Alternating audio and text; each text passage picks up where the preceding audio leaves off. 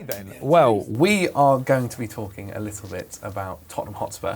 Now, when I say Tottenham Hotspur and like Spurs and all that kind of thing, what's the first thing that comes to mind? For Chelsea, I would say it's definitely a proper derby. You know, it's a London derby, and I know these kind of games, they're always crazy, and for the fans it's a very big thing. For us as well, it's a lot of emotions in there. These are the games where you want to play as a player. Do you know the history of like Chelsea and Spurs? Obviously, again, you've featured in a few of them. I'm sure the fans have kind of made it quite clear when you've played before. Yeah, of course. I mean, I think there's a big history behind it. A lot of games, a lot of big players played in these kind of games. Crazy games as well. But yeah, you know, I think the first game I played against Tottenham, there were no fans allowed. But then last year was the first time, so you know, you feel the pressure behind it. How are you feeling about going back to Stamford Bridge? Obviously, it's been a little while now with pre-season and everything that's happened since then. How are you feeling about kind of stepping out there against Tottenham Hotspur, of all people, and seeing the fans again? Yeah, very happy. I mean, you know, the stadium is so good, the fans are so nice, the atmosphere is good, they're always supporting us, and I think it's going to be good as well. Now it's the first game of the season at Stamford Bridge, then against Spurs on a Sunday afternoon, so I think it's cannot be better. So hopefully we're going to win this game. Now, have you ever heard of the Battle of the Bridge? This is a game that happened a few years ago between Chelsea and Spurs. It's gone down in history. A lot of people have said it's one of the dirtiest games that have gone down. Then I remember it. How many red cards? Well, you say there should have been a few. Yeah. There was none actually on the day. There was no red cards. But I think nowadays with VAR, stuff like this probably wouldn't have been happening. You give me a number. How many red cards you think could have happened? I think I already saw like 2 or 3. Well, there's one challenge scene with Eric Dyer that was very, very that one as well. Yeah.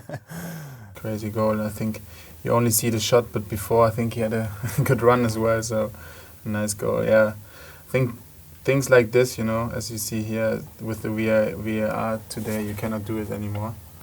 How many red cards do you think you would have saw today? I think if I would be a referee, I would give maybe around 2 or 3. Like, even things like... Praise game. Tell this to Ricky later on. Yeah, I would tell him. There you see like these emotions, the emotions, you know, of the players and everything. For the fans, I think it was a good game. Indeed. They were loving it. It stopped Tottenham going on to win the league. In the end, I think Leicester City did. But the fans especially loved it because it meant that Tottenham hadn't won another trophy. Yeah, okay. Obviously, in games like that where people are very passionate, as you can see from the fans and also the players, how do you as a player take that? It's not always easy because a lot of players, they get like too heated at that moment, and then they're doing things that they normally wouldn't do because there's so much emotions behind it. For me, it's of course these kind of games are always special, but I try to stay calm. I think of course in situations like this you cannot stay calm always. It's hard. Is it a weird feeling when you've got the fans kind of cheering for you? I guess you can't really prepare for that on the training ground, can you? So when you are in Stamford Bridge and the fans are backing you, it's totally different than, I don't know, if you train on the pitch. Also a thing that people forget when they, I don't know, see the game on the TV because everyone thinks it's so easy to play. But I think for us it's good, you know, on Sunday to play at home. For Spurs, it's going to be a lot more difficult. We have the supporters behind us. Now, obviously, in a game where it is like a rival, and especially a rival that's going to be chasing for top 4, how do you get yourself in the mindset for a game like that? It's not difficult to get in a mindset. I think, you know, the game Chelsea against Tottenham is a big one, and normally you have to know like what is that about. I think before the match, like 2 hours, 3 hours before the match, you feel the tension, and it's not like difficult to get in the right mood for these kind of games.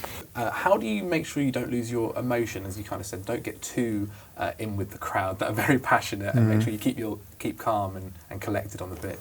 I don't have these moments a lot of times during a game, but sometimes I have them. And then, you know, it's not only about of playing football, it's about everything in that game. It's about winning the duels, about running, about physicality, and I think that's also what the fans are expecting, you know.